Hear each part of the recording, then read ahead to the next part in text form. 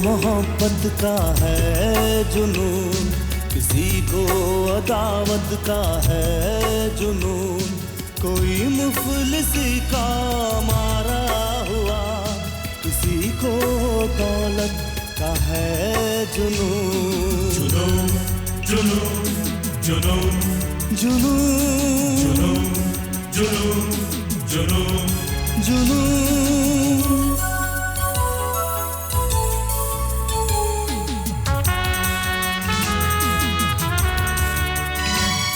न जाने ये कैसी है दीवानगी कि कांधे पे लादे हुए जिंदगी, भटकता हूँ मैं बेसबब बेनिशान, मेरे साथ है मेरी आवारगी। कहाँ दिल जले को सुकून चाहिए, जुनून के लिए बस जुनून चाहिए, जुनून के लिए बस जुनून चाहिए। जुनून जुनून जुनून जुनून जुनून जुनून जुनून। साहब जी। हाँ? डर लग रहा है साहब जी, बहुत डर लग रहा है। शादी के कुछ ही दिन रह गए हैं, भगवान करे ये दिन खैर खैरियत से गुजर जाए। गुजर जाएंगे रामदास भाई, सब ठीक तरह से गुजर जाएंगे। बस तुम मिन्नी का ख्याल रखना, किसी भी सूरत में उसके कमरे का टेलीफोन कनेक्ट ना हो जाए और किसी को भी उससे मिलने न दिया जाए। पहले तो सिर्फ उसके टेलीफोन ही आते रहते थे, लेकिन आज वो खुद ही बिटिया के बारे में पूछने होटल आया था। केशव कल से खुद आया था। God help us. वो आया तो था, लेकिन जब उससे ये कहा गया कि बिटिया दिल्ली गई हुई है तो अपना सा मुंह लेकर चला गया। आज तो वो चला गया साहब जी, 2-1 दिन के बाद वो फिर आएगा। तुम ठीक कहते हो, बस इन चंद दिनों एहतियात बरतना है। ये केशव कल से सीधा आदमी नहीं है, पल पल की खबर रखेगा और मैं नहीं चाहता कि कोई बदशगुनी की बात हो। भगवान सब ठीक करेंगे, आप चिंता न कीजिए। बस आप इसी तरह होटल के चक्कर लगाया कीजिए ताकि काम काज में किसी किस्म की ढील ना पड़ जाए। ठीक है। अच्छा साहब जी, मैं चलता हूँ। राजा साहब, उस मकड़ी ने चारों तरफ जाल फैला दिया, चारों तरफ। अगर आपका ये सेवक उसकी ताक में नहीं रहता तो हमें तब तक मालूम नहीं पड़ता जब तक पानी सर से ऊपर ना गुजर जाता। मनमोहन जी, आज आप कौन सी नई दास्तान लेकर आ रहे हैं? देख नहीं रहे मैं काम कर रहा हूँ। अरे काम तो आप तब करेंगे हुजूर जब वो आपको चैन से बैठने देगा। वो केशव कलसी जो सुबह आपको शीशे में उतारने आया था, वो दुश्मन के कैंप का आदमी है, उनसे मिला हुआ है। आपको कैसे पता चला? अब मुझे तो पहले से ही शक था, लेकिन आज पूरा यकीन हो गया। मनमोहन जी, आप ये घुमा फिरा के बात करना कब छोड़ेंगे? राजा साहब, जब मामला ही टेढ़ा हो तो बात सीधे कैसे की जा सकती है जरा? ओह, अब कुछ फूटिए भी। आपको कैसे पता चला कि केशव कलसी हमारे दुश्मनों के साथ मिला हुआ है? आज तो मैं उसकी ताक में था। सुबह जब वो आपके कमरे से निकला तो मैंने सोचा देखें यहां से आपके राज लेकर ये कहां जाता है। और जानते हैं कहां गया? Hotel Apollo. Hotel Apollo? जी। और मैंने क्या किया कि मैं भी उसके पीछे होटल में चला गया। वो सीधा रिसेप्शनिस्ट के पास गया और मिनी अग्रवाल के बारे में पूछने लगा। आपकी दुश्मन मिनी अग्रवाल के बारे में। वो तो शुक्र है कि वो वहां नहीं थी, दिल्ली गई। दिल्ली? जी। फिर क्या, मायूस होकर लौट गया। और आपने उसका पीछा किया? नहीं, यही तो सबसे बड़ी गलती हुई मुझ जैसे अकलमंद से। मनमोहन जी, केशव कलसी का पीछा करने के लिए आपसे किसने कहा था? जनरल मैनेजर ने या मैंने? आप कंपनी या काम छोड़कर क्यों फालतू झमेलों में पड़ जाते हैं? वो बहुत खतरनाक आदमी है राजा साहब, आप पर कोई आंच ना आए इसलिए हर तक ध्यान रखता हूं, नहीं तो मुझे क्या। बहुत बहुत मेहरबानी आपकी। अब आप जाइए और अपना काम कीजिए। साइट पर सीमेंट का स्टॉक खत्म हो रहा, उसका इंतजाम करवाइए। जाइए। जाता हूं।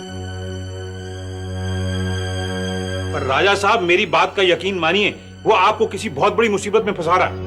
Will you leave me alone now? Dhanraj वालों की खबर लाते तो कोई बात थी। आप तो फिजूल के किस्सों में उलझते रहते हैं। जाइए अब।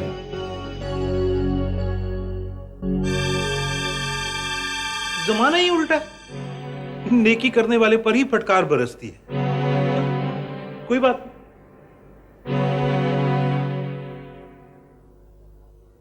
देखा कैसा मुआवजा मिला केशव कलसी पे जासूसी करने का। ये सब एक ही थाली के चट्टे बट्टे हैं। देखा चेहरे पे जूं तक नहीं लेंगी।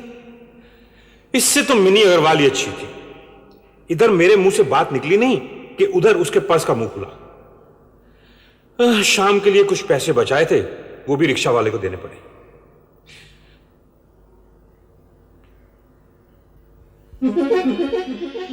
केशव कलसी। मैडम डायरेक्टरी देना।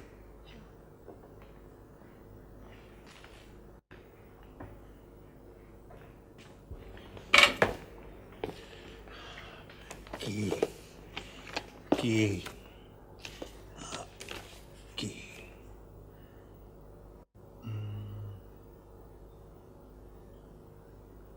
मिल गया, मिल गया।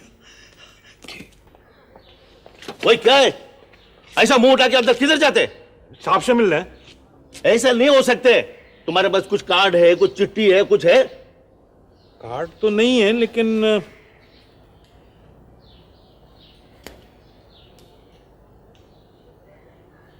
इससे काम चलेगा? वो चलाएगा। तुम इधर ठहरो, हम साहब से पूछ के आते हैं। हाँ ठीक। अंदर नहीं आने का। जी हुजूर, बिल्कुल हो जाएगा। ये भी हो जाएगा, बस शाम तक सारी डिटेल्स मेरे पास पहुंचनी चाहिए। जी हुजूर, आज शाम तक। साहब सलाम, ये आदमी आपसे मिलने आया है। मनमोहन धनराज, धनराज बिला। धनराज भेज दो।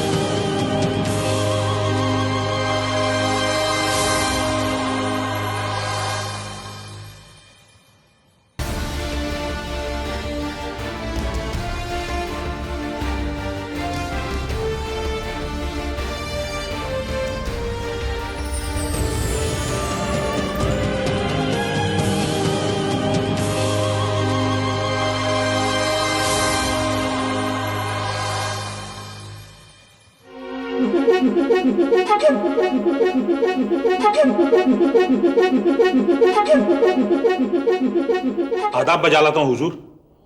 मुझे मनमोहन कहते हैं, मनमोहन धनराज। प्रोजेक्ट डायरेक्टर राजवंश बिल्डर्स। तो आप ही हैं मनमोहन धनराज? जी। आइए बैठिए, घबराइए नहीं, आराम से बैठिए। नहीं नहीं, घबराने की क्या बात है, सब ठीक है। तो कहिए जनाब, यहां आने की जहमत कैसे की आपने? बहुत लफड़ा हो रहा है हुजूर, बहुत लफड़ा हो रहा है।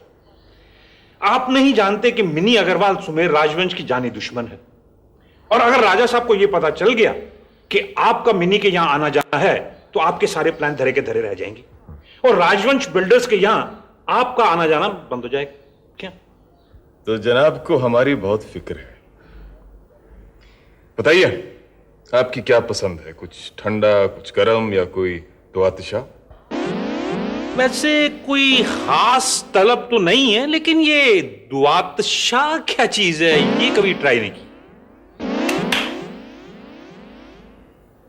साहब के लिए बोतल और ग्लास लाओ।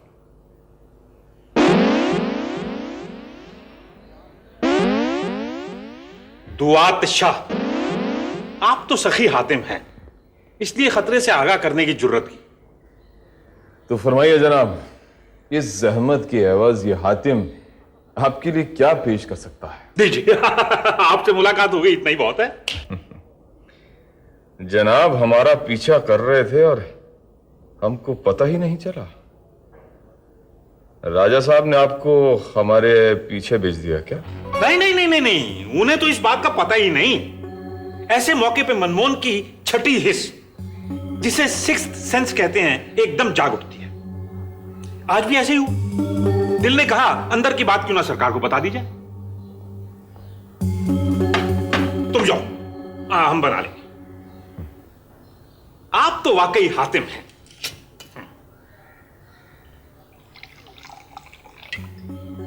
पर ये एक ही गिलास? आप ही शौक फरमाइए। हाँ, देवता लोग इस आग को क्यों हाथ लगाने लगे?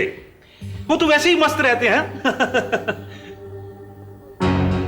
तो जनाब लोगों की सेवा करने निकले हैं। हर एक की नहीं, उन्हीं की जो हमें अच्छे लगते। और जिनकी छतों में शहद होता है। शहद? वाह वाह, शहद भी क्या चीज है, सब बीमारियां दूर कर देती। और उस शहद पर भिन भिनाती मधुमक्खियां भी कितनी जानदार होती हैं। जब भिड़ जाती हैं तो जान भी ले लेती हैं। जी जी, बजा फरमाया आपने। जनाब मैं अगर आपको यह बता दूं कि राजा साहब को मालूम है कि अपोलो होटल में आमतौर मेरी आमदोरफ्त होती है, तो फिर आप पर कैसी कयामत टूट पड़ेगी। रुकिए जनाब रुकिए, घबराने की कोई बात नहीं है। आप यहाँ आए हैं तो अच्छी तरह जान पहचान कर लें। ये सौदा ना सही तो कोई और सही। तो आप धनराज खानदान से हैं? जी हाँ, जी हाँ। धनराज एंटरप्राइजेस का नाम तो आपने सुना ही होगा। जी। मैं आदित्य धनराज का चाचा हूं, सगा चाचा। वाकई? यकीन नहीं आता? मेरे भाई बृजभूषण धनराज के स्वर्गवास होने तक मैं उसी विला में रहता था। अच्छा, तो आप धनराज विला में रहते थे? जी जी। बहुत ही खूबसूरत विला है, लेकिन विला के इर्द गिर्द के कुछ मकान पुराने हो गए हैं, जिनकी वजह से उस विला की खूबसूरती ही मारी गई है। जी हाँ, वो बगल वाला मकान लाला सूरज प्रकाश सोंधी का है, वही सोंधी ज्वेलर्स वाले। वो तो बेचारे रहे नहीं, गुजर गए। बेटों में झगड़ा चल रहा है, मकान बिक जाएगा, साथ वाले मकान गिरने शुरू हो जाएंगे, ऊंची ऊंची इमारतें आ जाएंगी, तो धनराज विला की शान एकदम खत्म हो जाएगी, एकदम भी खत्म हो जाएगी। धनराज विला का बहुत दर्द है। काहे का दर्द? गिरे मेरी बला से, मेरा है कौन वहां पे? मेरे जख्मों को मत कुरे थी। चलता हूं, अब तो पैदल ही जाना पड़ेगा। जो पल्ले था वो आपकी अड़दल में रहने से ऑटो वाले ले गए। ये पैसे रख लीजिए आप, लेकिन आइंदा इस तरह की हिमाकत नहीं होनी चाहिए, समझे? नहीं होगी। ये आपका उधार रहा, कभी ना कभी आपका वास्ता मनमोहन से पड़ेगा तो ये उधार उतार दूंगा।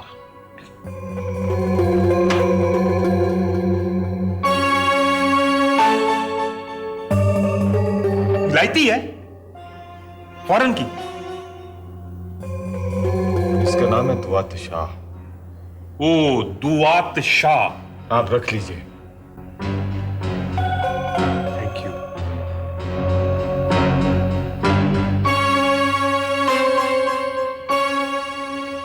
बेवकूफ। ऑपरेटर, अगर आपको ये नंबर नहीं मिल रहा है तो एक्सचेंज से मांग लीजिए। आप लोगों की अक्ल काम क्यों नहीं करती? ये नंबर इतनी देर तक एंगेज नहीं रह सकता।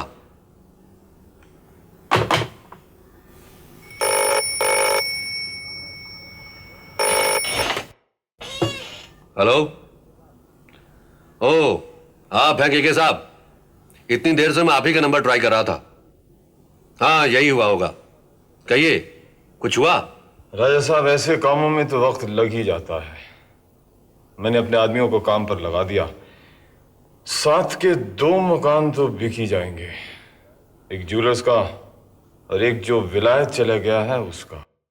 इसीलिए तो मैं कहता हूं कि हमें जल्दी करनी चाहिए, किसी को कानो कान खबर नहीं होनी चाहिए।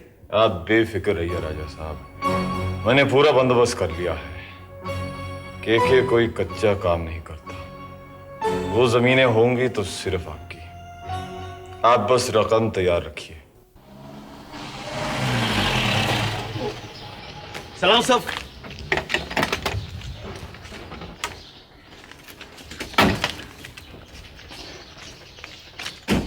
आप बेफिक्र रहिए, सब ठीक हो जाएगा। जी मैं भी आता हूं। केशवा, नाना, केशव, आप कहाँ चले गए थे इतने दिन? मैं यहाँ तो उलझनों में आप कहाँ रह गए?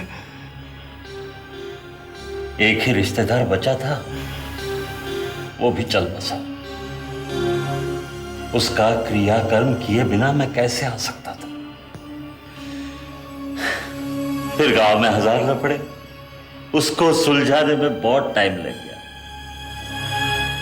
अब आप आ गए हैं तो मुझे एक सहारा मिल गया है। केशव को किसी के सहारे की जरूरत नहीं है, वो तो दूसरों को सहारा देता है। नाना, मैं आपको सब कुछ बता दूं। मैं आपको सब कुछ बता दूंगा। आप सफर से थके होंगे, आप आराम कीजिए। मैं एक जरूरी काम निपटा के आता हूं। ठीक है।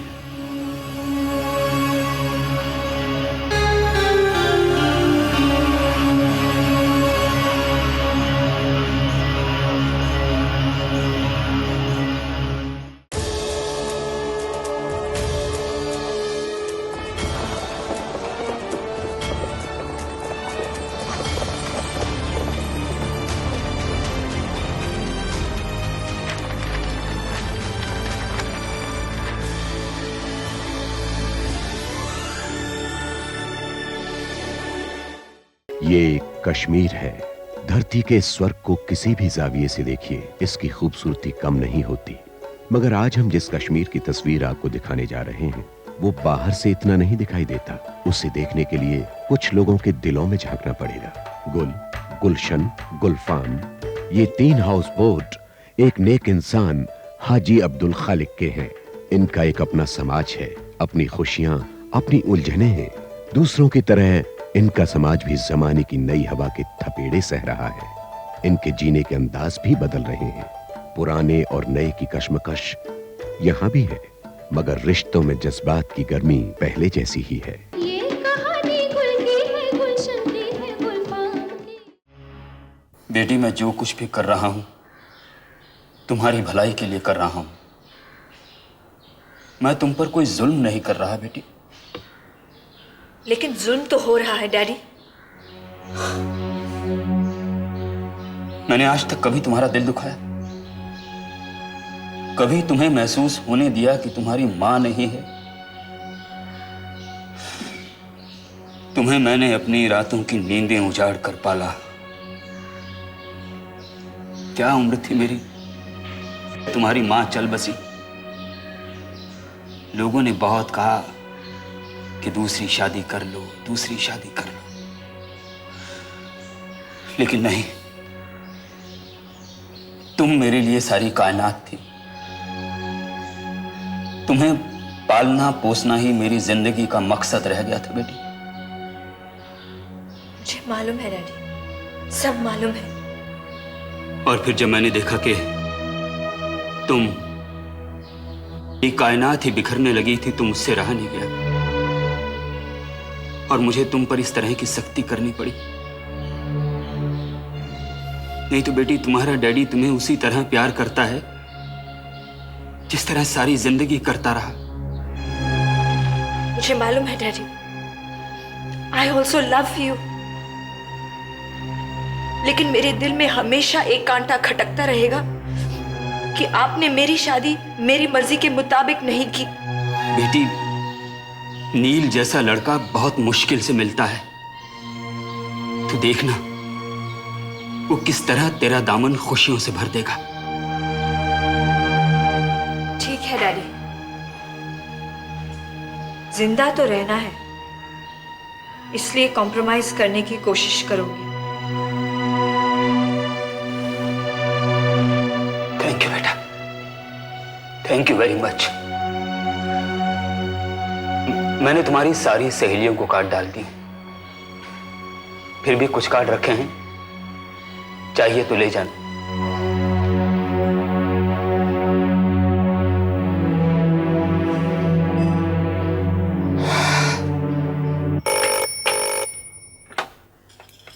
हेलो, कौन? अरे अग्रवाल साहब, हुजूर बहुत बहुत मुबारक हो। तो हमारा कार्ड तुम्हें मिल गया, मैंने यही चेक करने के लिए फोन किया था। तुम्हें मालूम है सुमेर, मेरी तो एक ही औलाद है। मुझे पूरा यकीन है कि तुम मेरी इस खुशी में शामिल होने के लिए जरूर आओगे। भला आपका कहना मैं कैसे टाल सकता हूं, लेकिन वहां किसी तरह की कोई अनप्लेजेंट बात ना हो, इसलिए मैं सोच रहा था कि वो बातें तो बहुत पुरानी हो गई सुमेर, अब सब ठीक हो रहा है। यू मस्ट कम, मुझे बहुत खुशी होगी। और हाँ सुनो सुमेर, अपनी मिसेज को भी लेके आना। आई शैल फील ऑब्लाइज्ड। जी जरूर, बहुत बहुत शुक्रिया। Okay bye. शुक्र है भगवान का, वो पागल लड़की किसी घाट तो लगी। बेचारे अग्रवाल साहब बहुत परेशान लग रहे थे, वहां आने के लिए बहुत मिन्नत कर रहे थे। मेरा ख्याल है हमें वहां कुछ देर के लिए जरूर जाना चाहिए। तुम जाओ, मैं उस मनुष्य की शक्ल भी देखना नहीं चाहती। तुम भी जब जिद पे आती हो तो बस अड़ ही जाती हो। जो समझना है समझ लो, मैं नहीं जाऊंगी। लेकिन तुम जाओ, तुम्हारी तो हार्ट थ्रॉब है ना। खुद देख कर आओ कि वो बेशरम दुल्हन के लिबास में कैसे शर्माने का नाटक करती है। अच्छा मैं अकेले ही चला जाऊंगा, अब तुम कहां चली? देख कर आती हूँ विशाल ने स्कूल का काम किया कि नहीं।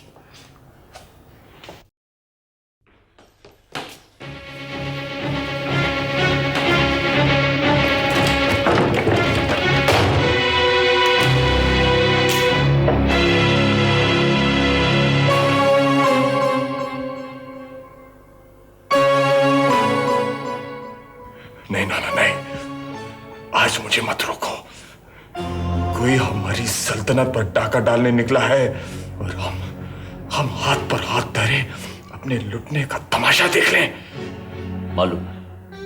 मालूम है रे, लेकिन अपन क्या इतने बेवकूफ है कि अपन जाके किसी का खून करें? हाँ? अब रह ही क्या जाएगा कि हम किसी से डरे। हम उस नील भाटियों को ही रास्ते से हटा देंगे। नील भाटिया तो बलि का बकरा है, उसे मारकर हमें कुछ नहीं मिलेगा, सिर्फ फोकट की परेशानी होगी। लेकिन नाना,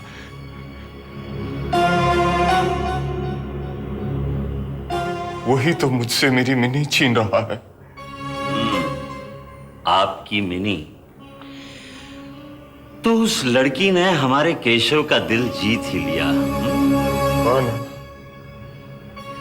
हाँ, यही केशव कलसी, जिसके कदमों में दुनिया की हसीन से हसीन औरतें अपनी जान देने के लिए तरस रही थी। इसी केशव कलसी को उस मिनी अग्रवाल ने बेमोल खरीद लिया है।